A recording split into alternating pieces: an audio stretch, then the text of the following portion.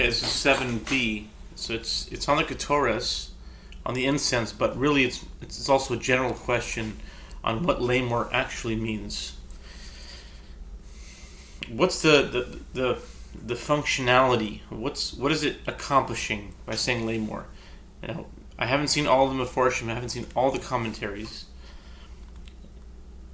but the translation of lamor is simply saying. Saying. I'm not sure if this is the first time that we see lamor, but it's one of the first times, maybe.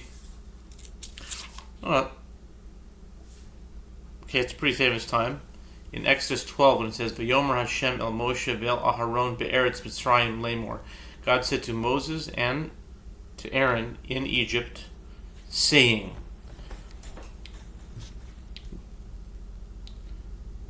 Seems we know that nothing in the Torah is redundant. Anything that is, every word has meaning. But if Hashem said something, Hashem said to Moses, and then, like normally in just regular conventional language, you say, and Kevin told Victor, etc. Kevin said to Victor, saying, usually you don't do that, but in the Torah it does that quite a bit. So my question is on the Ketores, why is it, or what does it mean when the word lamor is used, the word lamor is not used? I think it was one of the times I remember from some Orach Chaim shir. I think it's from the Orach Chaim. I could be mistaken, or this could just be regular pshat. But lamor means that it's something to be said over. So it's like it looks redundant, but it's not redundant. It means Hashem said to Moses, saying, and that implies that it should be said over.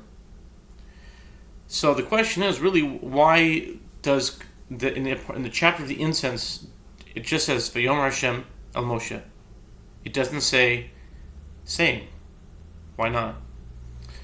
But also it's on in general. What is the purpose of lamor besides for saying over? Because and to go back on this question, we know that Moses had to say it over because the secret we learn in Tractate Yomi, I forgot what page, but there was a family who knew the secret of the Ketores, the base of Tina's family, who knew the ingredients, how to mix it. They were experts on making this. It was a family expert on making the incense for the temple.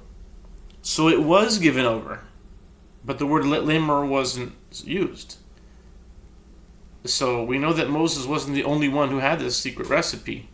There were other people who had this recipe, so it was said over.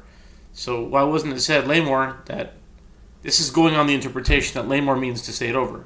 It may not mean that, but I think that's one of the interpretations.